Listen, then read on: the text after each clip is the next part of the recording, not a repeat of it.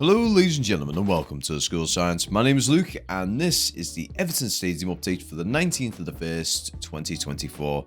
Now this one is a little bit earlier than what it's meant to be. I did do this on the Friday afternoon. This is more down to the fact that over the course of the next, probably say about 5 or 6 days, we are looking at rather unfavourable weather. So with that out of the way, let's get to the stadium.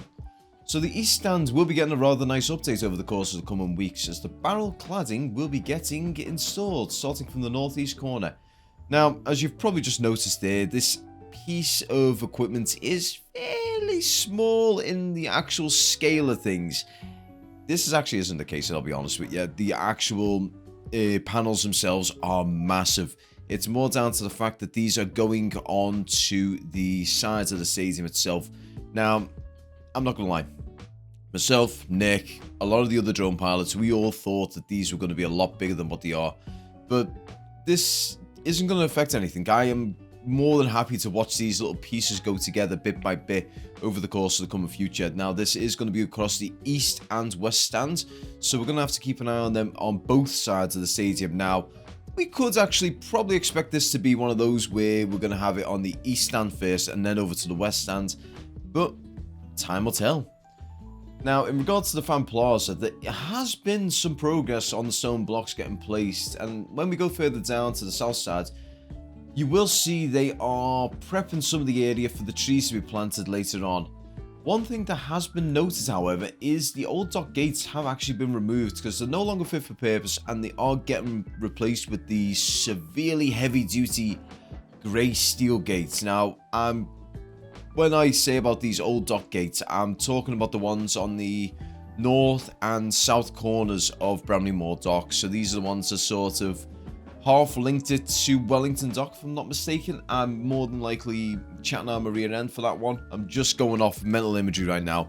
But in regards to the steel gates, you can actually see one right there. So these are what are going to be getting placed in between those turrets. They are absolutely massive. They are heavy as hell. You pretty much need a forklift to get them actually lifted and put into place. Also, you can see the little hole there in the middle of the fan plaza. That's where the planted is going to be for the trees. But yeah, as we go over everything right now, I am looking forward to seeing this sort of stuff progress. Now, just bear in mind, things have been a little bit slower this week over the course of the site just because of the weather. With this sudden bite of frost as well as snow, this has actually been a slight slow point for the stadium. But we're not going to let it slow us down. There is going to be a lot of stuff going on over the course of the future, and I will be there with the drone to catch a lot of it. So yeah, as we go over to the south stand, so the main thing around the south stand at the moment is the glass on the back is still getting fitted onto the south, and the roof has had a bit of progress even with the Baltic weather that we've had to endure over the course of this week. But yeah, so as we look over right now, you can actually see the glass going up still. So one thing to note, this does actually get framed first and then the glass goes in. So I was actually curious about that. I thought it was going to be the glass was already pre-fitted with the frame around it, but apparently they frame it first, then the glass goes in. So we can see they are actually working on 2 rows pretty much at the same time right now. So we're going to see them 2 rows go in, and then there's going to be 1 more row before they're pretty much finished with that. And it's pretty much just going to be the specialized glass that's going to be fitted around it over the course of the future to complete everything in that regard. Pardon me. Now, as we go over to the top-down side, you will know, well, you can't really see it from a direct point here, but you will actually see it when we go over via the north stand. So the south stand screen is pretty much all finished now, so it's all fully installed. I assume all that's left to do with that thing is to get it all wired up and everything to the main area where it's going to have to go, and from there it'll just be getting tested. So we will probably at some point in the future more likely catch it getting tested near completion. But yeah, one thing that has actually been mentioned to me, I've had a couple of people ask me that if the south stand as a whole would be made into safe standing if they allow this obviously in the future, and the short answer is not all of it. So the bottom half of the south stand as well as the bottom half of the north stand will be getting made into safe standing, and with this, as a result, they can actually expand it over to 62,000 seats. Now, I know a lot of people have actually put this into contention, but you can actually go over to Everton's site where they mention this itself. I will source this in the description. They do mention that when they do the safe standing and all that, they can expand it up to 62,000 seats. So that means the 13,000 for the south stands will probably expand up to about, probably say around 16 to 17,000 if I'm not mistaken. Now, it's going from 52,800 to 62,000, so you're looking at an inclusion of about 9,200. So we're gonna, you could split down the middle and say 4,500, or, well, it'd be more like 4,700, 4,800 on both, but it's more likely going to be 7,000 extra on the south stand and the rest on the north. But yeah, I'm completely going off topic here, apologies on that one. As we go over to the west stand, you can see progress across the steps. It's not been too much over the course of the past week. Again, this is due to the weather, and as many people who work with concrete and cement know, you can't really pour or work with concrete or cement at really low temperatures, especially anything below 0 degrees Celsius. This is more down to the fact it won't set properly, and it ends up becoming more mushy than solid, and a lot more crumbly as well. So temperature is a key thing in that regard. But it's one of those sort of things. This is going to slow down the progress, but not to the extent where it's going to delay the moving in date, obviously. Just for the fact that this thing's going to be sitting sort of idly over the course of 8 months. But as we go over to the top, you can see there is some progression with the roof cladding as they move along. It's going to be either the last or the second to last layer for the roof. One thing a quick note though, someone has actually asked if those black panels across the west and east stand, so you can actually see them there. It's pretty much the layer that's separated by the windows. It's just before the actual bowl of the stadium itself is apparent. They've been asking if they were, you know, like the commercial grade panels, so the ones that you know have like advertisements and everything on. They are not. They are basically just standard black panels that are put on.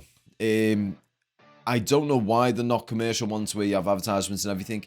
My safe assumption is something, I'm going to say it's going to be something to do with the site itself. Nick has actually talked about this. It's completely slipped my mind, the actual reason itself. I think he mentioned that someone said to him that it was something to do with the site still being considered a heritage site, that you can't do something along these lines. It's a very confusing and very weird sort of grey zone of why we can't really do that sort of stuff, but I'm babbling on. We're going to move on now to the north stand. So as we progress across the north stand, we don't see too much of an update from the outside, like the main overall structure of everything. You can actually see a little bit of the outer mesh area for where the media gantry is, so that's one we're going to keep a nice little eye on over the course of the next couple of weeks. But one thing that has been noted, they are currently working on the lighting on the underside of the ceiling by where all the turnstiles and everything are. So the walkway under there, that's going to be well lit up there, so we don't have to worry about having to get our phones out, get our torches out, walking into the dark to try and find our turnstiles. I'm joking, of course. We wouldn't ever do that sort of stuff. But yeah, and also as a side note, people have actually mentioned to me, and they've also raised their concerns about it, that the north and south stand walk area seems narrow. Now, I can assure you right now, those areas are not by any means narrow. I've seen trucks going through there. You should have seen trucks in the videos going through those areas. It is massive. I was more than willing to say, if any of you guys have walked around where the Bulland Road or the Gladys Street area is, so if you've walked down there on a match day when you've got people all over the place, it's bigger than that. I would say 1.5 times the size of those sorts of areas. You're going to have a lot of room to be able to actually walk around there. You'll have freedom of movement even on the busiest of days at the stadium, I can assure you that. So don't worry, we're not going to be like sardines in a can trying to get up to our turnstiles or anything like that. We are going to have room to spare. I will have probably room to put my arms out and do a helicopter easily. But yeah, guys, I do apologise if this one hasn't been too informative. In all honesty, there hasn't been too much of an update this week, just to the fact that, like I said, it's mostly we've been focusing on the now barrel cladding and everything, and alongside weather and all that sort of stuff, it has kind of stopped certain areas getting worked on. But thankfully, the weather's going to be turning up and nice and warm over the course of the next coming weeks, so we will be able to carry on with that sort of stuff. But yeah, guys, I'd like to thank you all again so much for watching. I hope you guys enjoyed the rest of your week, and also you can actually see the cladding down there just in the corner. But yeah, guys, again, I'd like to thank you all so much for watching. Up the fucking toffees, screw the Premier League, screw Richard Masters, and all that lovely stuff. Take care, have a great week. Hopefully the weather does turn nicely for us.